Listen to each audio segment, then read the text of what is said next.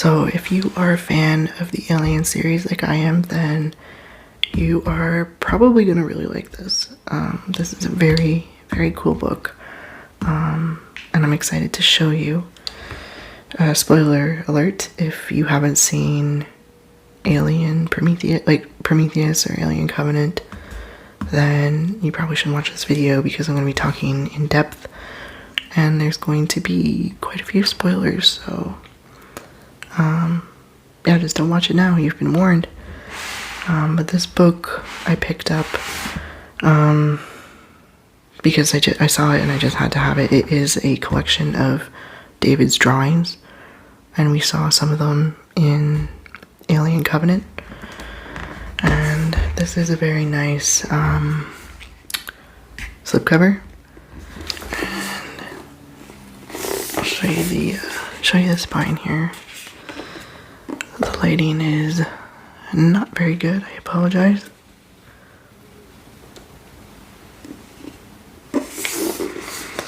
But if we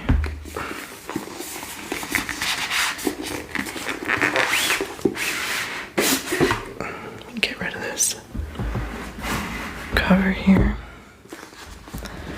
there are two books. This is an artist interview. Well, the concept artist. It's interviewing the concept artist on how they came up with the artwork. We'll flip through that afterwards. I'm gonna move this out of the way a little bit further. Hang on, bear with me. There. And then the pièce de résistance. The book. Now this is stylized as a sketchbook, which I really love. It kind of, makes it feel more real. It's hardcover, and it's not leather. It's like a faux leather. Very smooth and shiny, and it picks up fingerprints like crazy. So that's the only fault I have with the material, the cover material. Opening it up.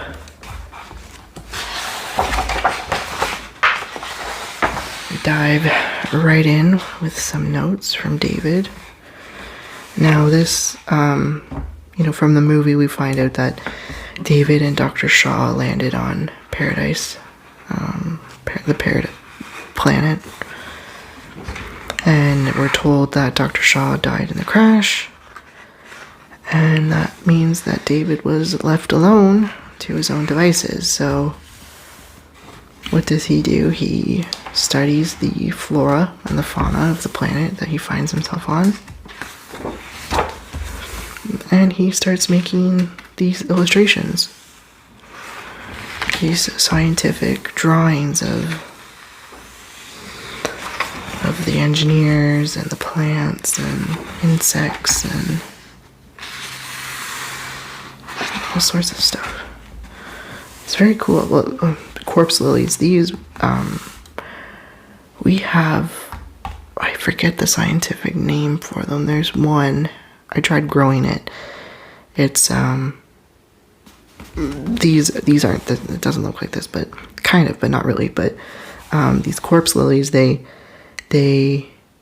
smell like rotting meat, and it attracts flies, and then the flies come, and that's how they pollinate. The flies land on them, and then they spread that way. They pollinate that way.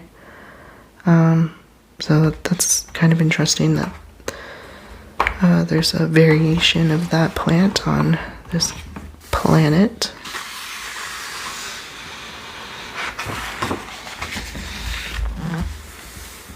Insects, seed pods.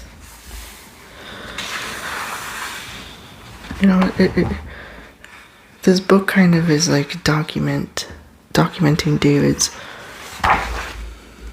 descent into insanity, really.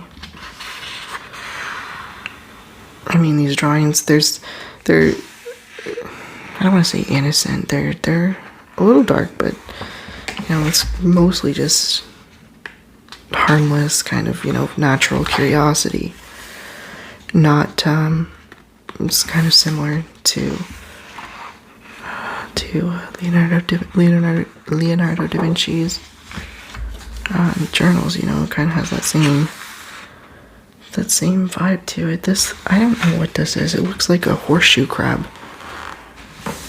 Oh, I don't know. What do you think? Like a scarier horseshoe crab, which I don't know how it's possible, because horseshoe crabs are pretty scary. They look fine. Like the shells, they look fine. You're like, oh, that's kind of cute. And then you turn them over and it's like, no. Just Google it. It is not nice.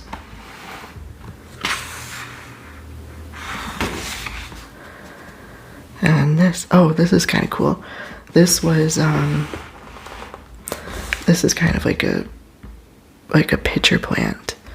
So inside this little tube here, there's like this sticky coating, and then the insects like go in the hole, and they kind of get stuck on the walls, on the inner walls.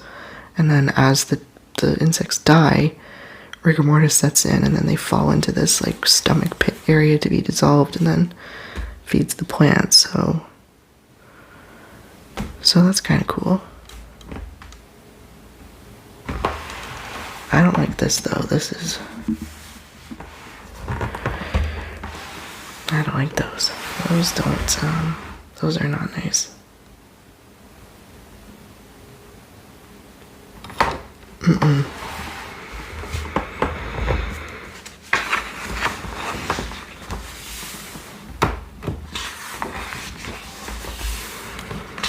I'm just flipping through this quickly here. I'm not trying to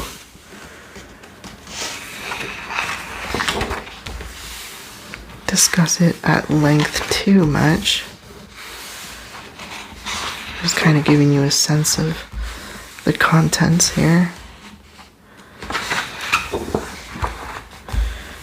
But you know, as we flip through the pages, we get to a section where it stops becoming like scientific illustrations, like documenting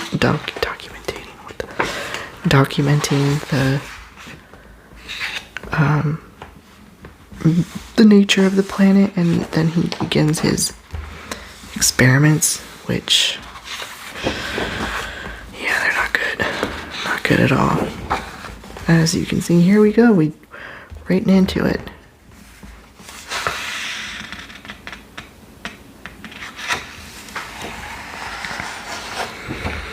So he's mixing the black goo with the native plants and insects and engineers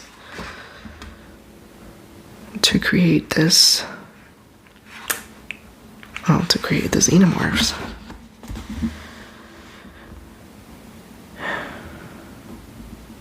Quite disturbing.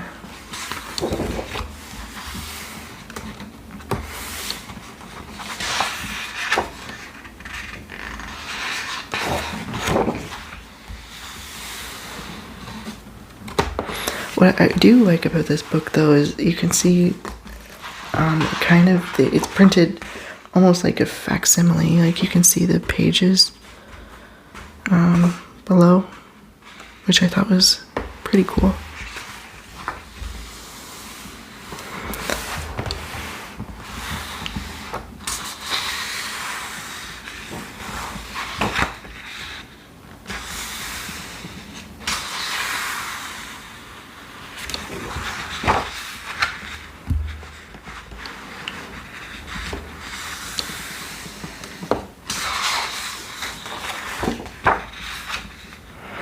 What are you doing, David? That's not good. And just stop, but he doesn't. He just carries on. Ugh, like I don't, ugh. Like this gives me the willies. Like I do not like that. That is, ugh. Gross. I don't like it. It's the legs, it's the holes, I don't know. No.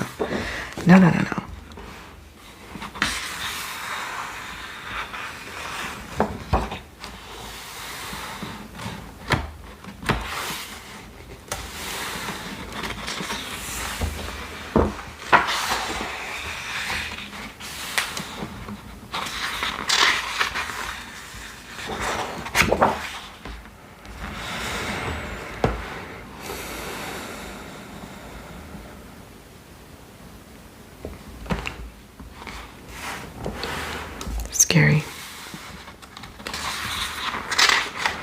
The thing about Alien, I think, that makes it like the ultimate horror movie, series, franchise, whatever, is that you have all these different components. You have, monster horror and body horror and this existential dread of meeting thy creator, and AI and robots running amok and taking over, and it's just it's a melting pot of all these different very scary ideas combined into one, and that's basically what the Xenomorph is. Like it's this evolution of all these different components that just make it the ultimate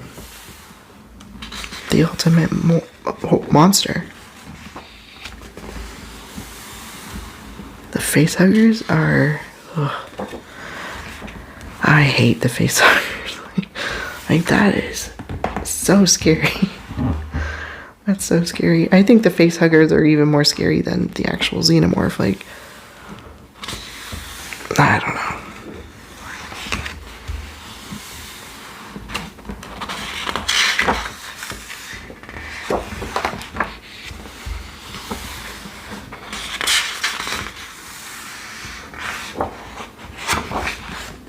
Yeah, like here. That's scary. And if you say it's not scary, you're a liar. If that thing was coming at you lightning fast, you're just like gonna brush it off? No, you're not. You're gonna freak out. It says here that this is in the final development stages.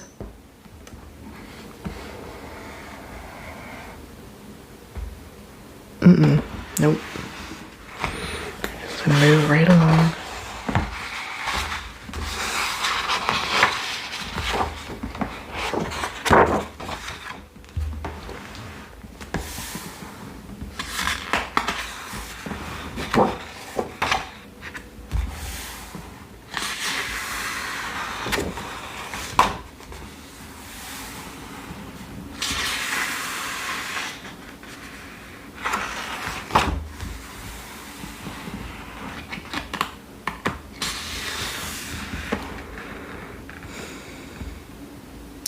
I'll say though that the drawings are very good. Like, they do read just like in Grey's Anatomy, anatomical studies.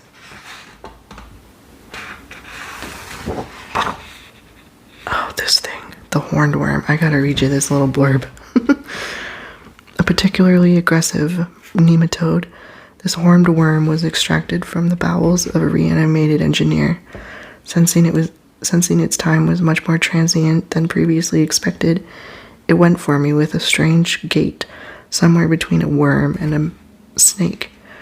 I suspect unpredictability is at the heart of such an unusual method of locomotion. I was able to capture it when it was confused by my lack of available orifices. As it turns out, the worm is analogous to parasitic river worms that enter the body through the urethra, or more mercifully for the host, the anus. That's not more mercifully. They're both really bad. Like, just kill me. The mouth being the last resort. The mouth being the last resort, as obviously it's harder to reach. Being higher up, the not-so-little fellow did make a valiant attempt to greet me face to face, and coiling and springing. I should probably have my glasses on. I don't. That was a mistake on my part. It's a little bit hard to read. But yeah, that thing crawling up your urethra or your no. That's just also horrifying. I don't know which is worse, the face hugger or the horned worm.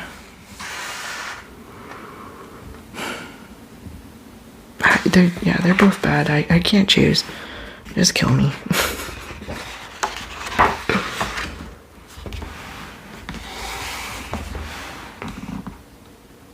That's scary. Like, the thing about this book that I love is that makes you so uncomfortable. It is very, very eerie.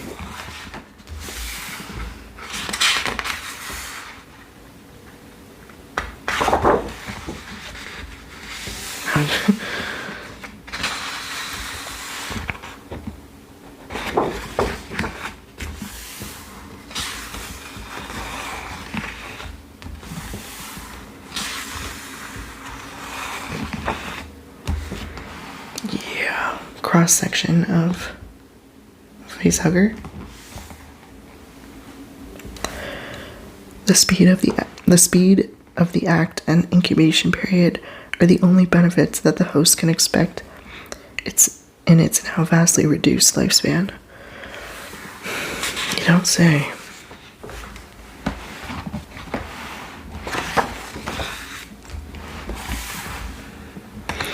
One thing I did notice too is that a lot of some of the text repeated.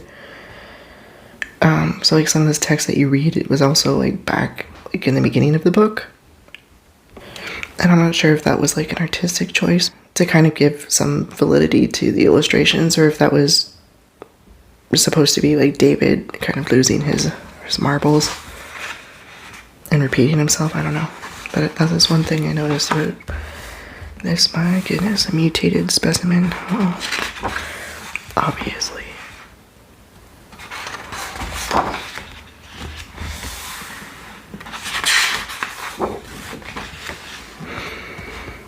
And here is where things get really dark really quickly, as if it wasn't already. We really kind of learn the real fate of Dr. Shaw. Here, so it's another little thing I'm gonna try and read. I need my glasses though. In my travels and studies, these berry worms have proved extremely useful in first cleansing, then sealing and preserving engineered bodies for storage and further study. Apart from being thorough in their cleansing of viscera, they secrete essentially sealing protein characterized by a black varnish-like finish. It calls to mind the self-mummification practices Soku Shimbutsu, practices of ancient Japanese monks, although, of course, in this case, it was not of the subject's own volition. So, these worms here are essentially acting like maggots, and David is doing his experiments, putting these worms on the body, letting them do their thing, and then they're sealing and preserving the subjects, the bodies, whatever he's doing for future reanimation and experimentation, which is, yeah, that is just something else.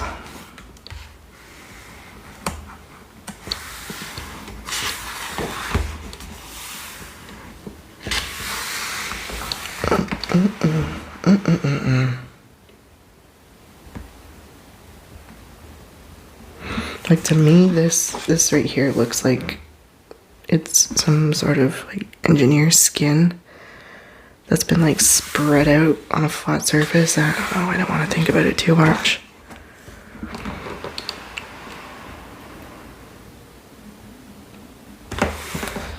Ugh.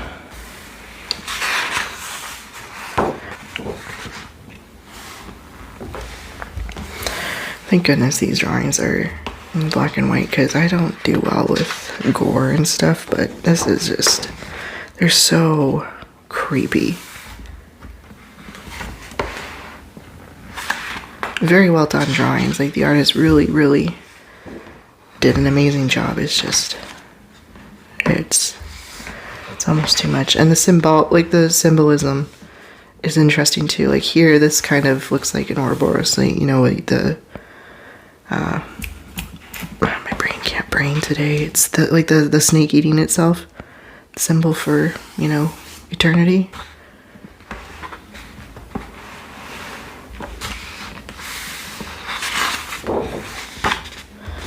And poor Dr. Shaw. We find out that she was not immune to David's madness. She was experimented on, whether that was she was alive when it happened, or she was dead and then reanimated, which probably, he was reanimating engineers, he was probably reanimated her, which is just terrible.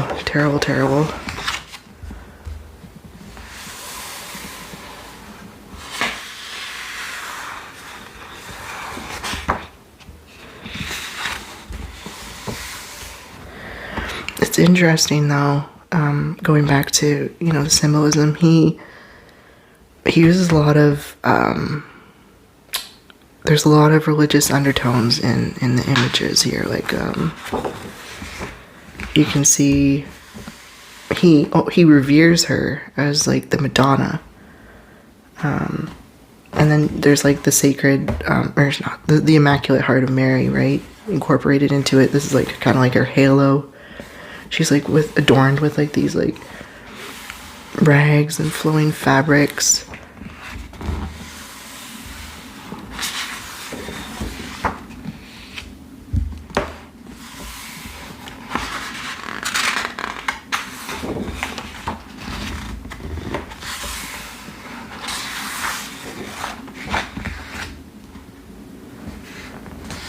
Like here, like this looks like, this, when I saw this, reminds me of the Madonna of Humility, I think it's called. It's like this medieval depiction of Mary. You know, she has her hands raised to heaven. She has the halo around her.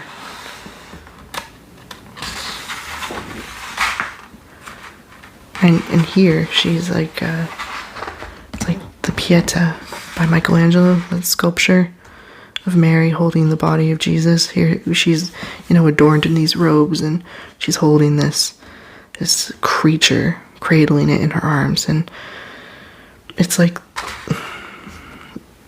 not to get too deep into it, but it's like the perversion of religion.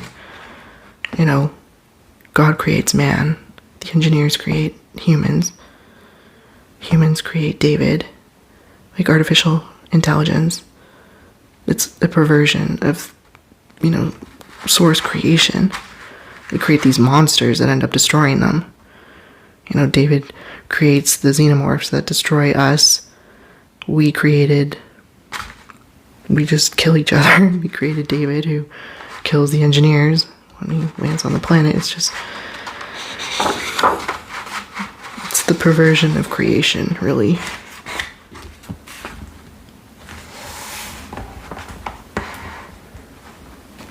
I think that's why Alien is so scary to me. You know, just AI runs amok, ends up, you know, taking on its life of its own and acting out its fantasies.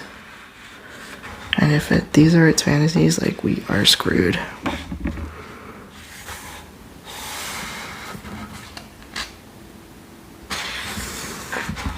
The symbolism and the iconography is pretty apparent, though. He hates her, but he also worships her in this like weird love-hate relationship. Like a serial killer loves their victims. I don't know, it's twisted, it's warped.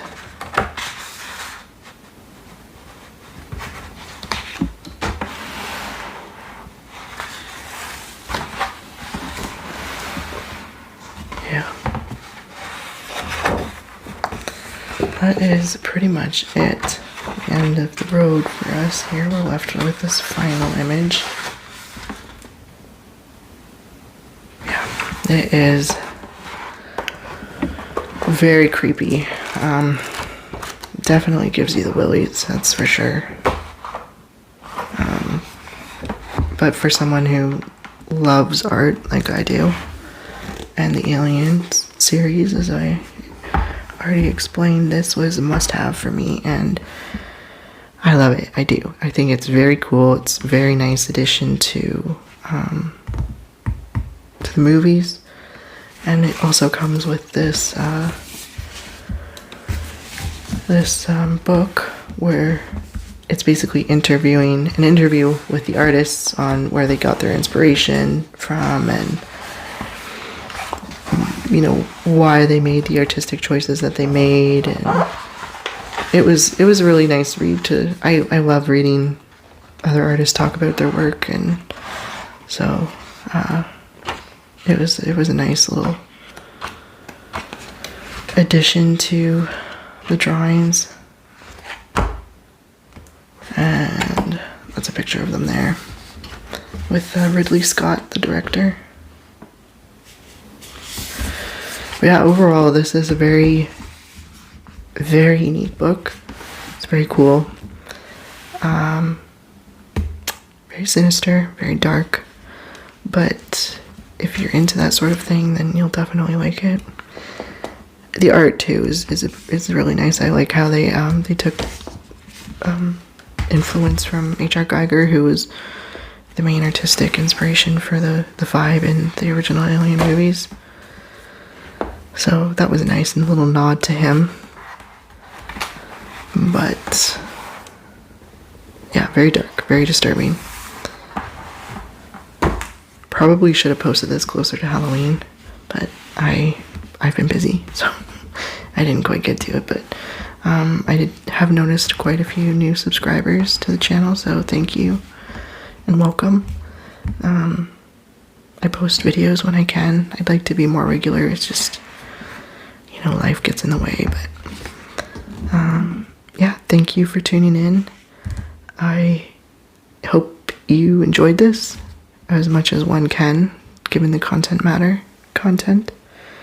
But thank you for watching, and I will see you in the next one.